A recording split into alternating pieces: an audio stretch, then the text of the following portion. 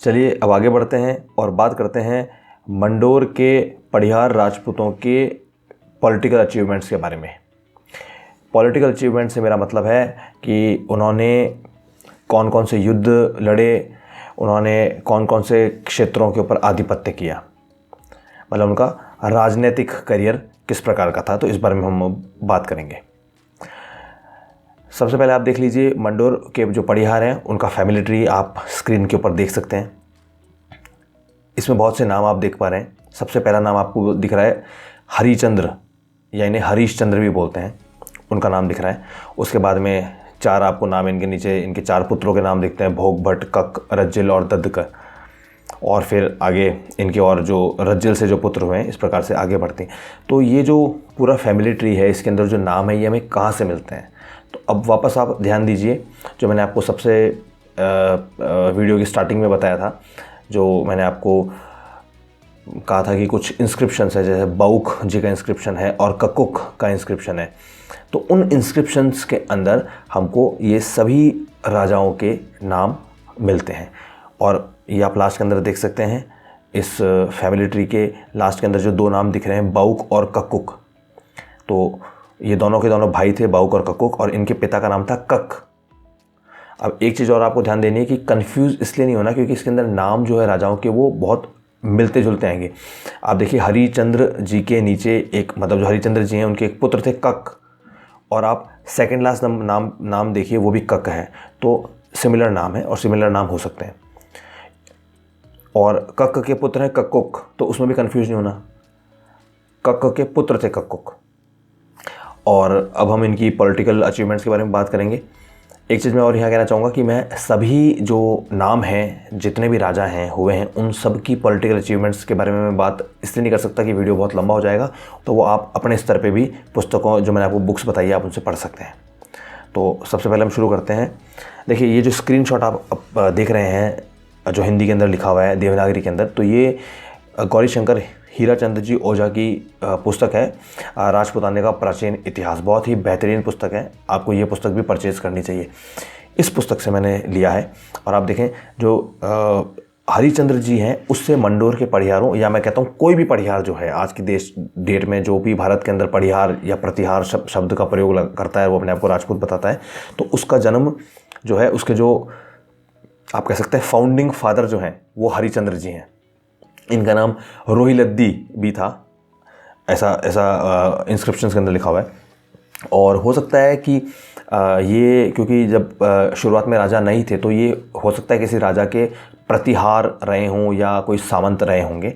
और इनकी जो भद्रा नाम से एक रानी थी, उनसे इनकी शादी हुई थी, और उनसे 4 पुत्र इनके हुए, जो जैसे कि मैं पहले भी नाम ले चुका हूँ, भोग, भट्ट, कक, रज्जिल और दद। और इन 4 पुत्रों ने मिलकर जो उस समय जो वहाँ के राजा थे उनको हराया, और वहाँ का जो दुर्ग था उसको अपने आधिपत्य में ले लिया, और उस दुर्ग के चारों तरफ ऊंची ऊंची दीवारों का निर्माण कराया था। अब आगे बढ़ते हैं, और अब मैं सीधे जो सेकंड लास्ट नेम था कक, उस पर आ गया हूँ। और जैसे कि आप स्क्रीन के ऊपर देख रहे हैं, जो कक थे उन्होंने मुद्दगिरी, यानी मुंगेर, वर्तमान मुंगेर बिहार का, उसमें गौड़ों के साथ लड़ने में यश पाया। अब ये जो बातें इसमें लिखी हुई है, ये कहाँ से हमें मिलती हैं? सभी के सभी इंस्क्रिप्शंस के अंदर ऑलरेडी इंस्क्राइब्ड हैं। और वह व्याकरण, ज्योतिष, तर्क, न्याय, सर्व भाषाओं के कवित्व में निपुण थे। उनकी भाटी वंश की जो वाइफ थी, रानी थी, उनसे बाउक, और एक दूसरी रानी थी दुर्लभ देवी, उनसे ककुक का जन्म हुआ। जो दोनों हमारे ना, बाउक और ककुक, तो ये कक्क जी के पुत्र थे। अब जो पहली जो मैंने आपको बात बताई कि ये मुदगिरी या मुंगेर के अंदर गौड़ों से लड़ने का इन्होंने यश पाया, तो ये गौड़ों से लड़ने के लिए गए कैसे थे? तो ये जो इन्हीं के जो कज़न्स थे, जो जालौर भीनमाल में जाकर फिर बाद में इम्पीरियल प्रतिहार जो मुख्य राजा बन जाते हैं, उनके ये सामंत बन गए थे। और अब जब कोई सामंत, किसी का सामंत होता है या किसी का प्रांतीय राजा या प्रांतीय शासक होता है, तो उसको मुख्य राजा को सैन्य सेवा भी देनी पड़ती है, उसके प्रति वफादारी भी रखनी पड़ती है। और ये तो कज़न्स भी थे। तो इस प्रकार से ये जो जालौर भीनमाल के जो पड़ियार थे उनके अंदर बड़े ही प्रतापी राजा हुए वत्सराज जी, जिनके बारे में हम आगे पढ़ेंगे। उनके सामंत के रूप में उनकी सेना के साथ में अपनी सेना की टुकड़ियों को भी ये लेके गए थे, बंगाल गए थे, बिहार गए थे और वहाँ पर इन्होंने गौड़ों के साथ में युद्ध किया था। तो क्योंकि वत्सराज जी तो गए थे वहाँ पर, तो डेफिनेटली ये भी उनको साथ में लेकर गए होंगे। और वत्सराज जी ने वहाँ पे जो गौड़ देश के जो राजा हैं उसको परास्त भी किया था, और वहाँ की जो उनकी जो राजलक्ष्मी है, मतलब जो उनकी धन संपदा है, और 2 श्वेत छत्र थे वो भी वत्सराज ने गौड़ के राजा से छीन लिए थे। बाद में फिर राठौड़ों ने वत्सराज से छीन लिए थे। तो ये हमने थोड़ा सा ब्रीफ हिस्ट्री पढ़ी कक की। अब इनके 2 पुत्र थे, जैसे कि हम ऑलरेडी डिस्कस कर चुके हैं, बाउख। तो आप स्क्रीन के ऊपर देख सकते हैं। ये जो भी बातें इसके अंदर लिखी हुई हैं, ये सभी इंस्क्रिप्शंस के अंदर इन्हीं लोगों के द्वारा खुदवाई गई हैं। जैसा कि आप देख सकते हैं स्क्रीन के ऊपर, ये बाउख जी के लिए लिखा हुआ है, बाउख के लिए, कि जब शत्रुओं का अतुल सैन्य नंदावल को मारकर भूवकूप में आ गया और अपने पक्ष वाले नृपकुल के प्रतिहार भाग निकले तथा अपना मंत्री एवं अपना छोटा भाई भी छोड़ भागा, उस समय उस राणा, मतलब उस बाउख ने, मतलब उस राणा ने, मतलब बाउख के लिए लिखा हुआ है, बाउख ने घोड़े से उतरकर अपनी तलवार उठाई। फिर जब नवों मंडलों के सभी समुदाय भाग निकले और अपने शत्रु राजा मयूर को एवं उसके मनुष्य, मतलब उसके जो सैनिक हैं, रूपी मृगों को मार गिराया, तब उसने अपनी तलवार को म्यान में रखा। तो अब वो कौन सा राजा था, वो चौहान राजा से लड़ रहे थे या वो भाटियों से लड़ रहे थे या वो चावड़ाओं से लड़ रहे थे, इसके बारे में अधिक जानकारी नहीं है। पर राजा मयूर के बारे में उल्लेख है और उसको बहुत आप कह सकते हैं विध्वंसकारी तरीके से राजा मयूर और उसके जो सैनिकों को बाउख ने ख़त्म किया।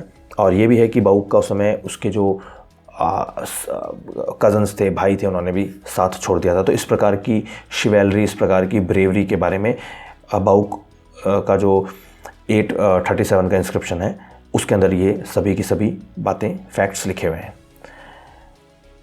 अब हम बात कर लेते हैं कक्कुक की, जो कि बाउख के सौतेले भाई थे, छोटे भाई थे, और संभवतः बाउख के बाद में जो राजगद्दी है वो कक्कुक को मिली होगी। और उनके लिए लिखा गया है कि उन्होंने अपने सच्च चरित्र से, मतलब बहुत ही अच्छे चरित्र से मरु, माड़, वल्ल, तमणी या त्रवणी, अज यानी आर्य एवं गुजरात्रा, ये जो गुजरात है, उसके लोगों का अनुराग प्राप्त किया। ये पुराने समय के देश हैं। अगर आपको मैं थोड़ा सा और इन्फॉर्मेशन दूं, मरु मतलब मारवाड़ के लिए मरुमाड़ बोला जाता था मारवाड़ को। वल्ल देश है, तमणी है। ये वल्ल देश और तमणी आज का वर्तमान जैसलमेर और कुछ आप जोधपुर और जैसलमेर के का हिस्सा है। इसी प्रकार से आर्य, गुजरात्रा तो उस समय जब ये पुस्तक, जब ये शिलालेख लिखा होगा तो उस समय गुजरात्रा जालौर भीरमाल के क्षेत्र को बोला जाता था। तो वहाँ के लोगों का अनुराग प्राप्त किया, मतलब वो लोग पसंद करते थे कक्कुक को। और इन्होंने व्यवसाय या कह सकते हैं वाणिज्य के क्रम में भी कार्य किया, मतलब उसको प्रोत्साहन देने के लिए रोहिंस्कूप, यानी जो घटियाला के पास, घटियाला क्षेत्र में रोहिंस्कूप नाम का एक गांव था, उसमें हाट बाज़ार बनवाकर महाजनों को वहाँ बसाया। और मंडोर तथा रोहिंस्कूप के गाँव में जय स्तंभ भी स्थापित किए। कक्कुक न्यायी, प्रजापालक एवं विद्वान था और संस्कृत के काव्य रचना भी करता था। और ये जो घटियाला का जो इंस्क्रिप्शन है संस्कृत का, उसके अंत में एक श्लोक उसका बनाया हुआ खुदा है, और साथ में यह भी लिखा है कि यह श्लोक स्वयं कक्कुक ने बनाया हुआ है।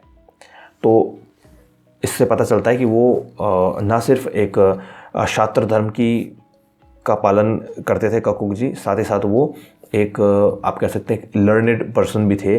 वो उनको लिखना भी आता था, वो संस्कृत के भी ज्ञाता थे, जैसा कि हमें इस घटियाला का जो शिलालेख है उससे पता चलता है। तो ये थोड़ी सी ब्रीफ हिस्ट्री हमने जानी बाउख और कक्कुक नाम के राजाओं की। और आप देखेंगे कि जो मंडोर के पड़ियार हैं उनका अधिकतर जो इतिहास है वो इन्हीं के शिलालेखों के ऊपर आधारित है। और मंडोर के जो पड़ियार हैं उनके आप कह सकते हैं जो राज्य की समाप्ति है, जो उनके शासन की समाप्ति है, वो चौहानों के द्वारा होती है, क्योंकि चौहान राजा रायपाल के द्वारा मंडोर जो है वो पड़िहारों से छीन लिया जाता है और उस पर चौहान शक्ति का आधिपत्य हो जाता है। तो आप कह सकते हैं यहाँ एक प्रकार से पड़िहार राजपूतों का जो शासन था उसके ऊपर a kind of full stop लग जाता है। A kind of full stop इसलिए बोल रहा हूँ क्योंकि हम किसी अन्य वीडियो के अंदर हम लोग बात करेंगे कि वापस से जो पड़िहार शक्ति जागती है और वो वापस मंडोर के ऊपर अपना आधिपत्य बना लेती है। फॉर अ टाइम बिंग होता है वो आधिपत्य, मगर वो बनता है। तो वो हम किसी अन्य वीडियो के अंदर हम बात करेंगे। अभी के लिए मैं मंडोर के पड़िहार राजपूतों के इतिहास को यहाँ पर समाप्त करता हूँ।